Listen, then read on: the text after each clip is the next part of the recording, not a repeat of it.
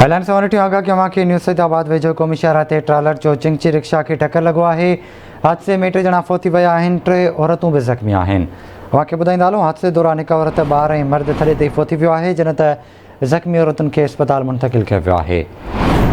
ॾुखंदड़ ख़बर है, अवां न्यूज़ सैदाबाद वेझो क़ौमी शहर ते ट्रालर जो चिंगची रिक्शा सां टक्कर थियो आहे। हादसे में 3 ॼणा फौती विया आहिनि, जिन त 3 औरतूं ज़ख़्मी आहिनि।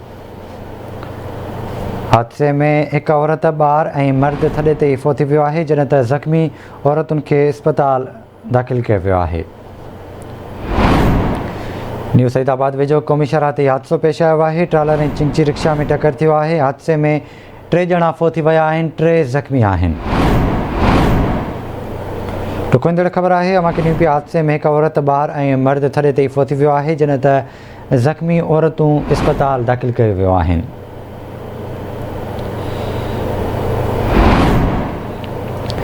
राब्तो किया है न्यूज़ सैदाबाद में कासिम कमरानी से। कासिम आगा कजो हादसे बाबत।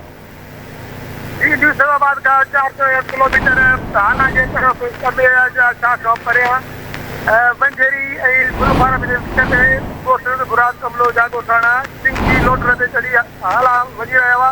उन लोटर में औरतूं, ॿारड़ा ऐं मर्द हुआ। उनजे मथां हिकु तेज़ रफ़्तार कार चढ़ी वई और कार उनके मथां कीअं चढ़ी वई त उनखे धिके अॻियां ट्रालर वियो पियो, उन्हनि ॾे छॾी।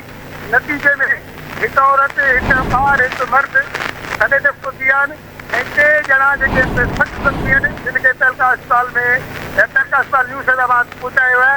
ऐं 9 माण्हू जेके आहिनि उन में टोटल जेके आहिनि ज़ख़्मी थी विया आहिनि। उन्हनि में अञा ताईं जेके आहिनि मोटवे पुलिस ऐं सैदाबाद जी पुलिस ऐं रज़ाकार तहलका अस्पताल न्यू सैदाबाद क़रीब अचनि। जी ठीक है कासिम, वॾी महिरबानी अवां जी तफ़सील खां आगाह करण लाइ।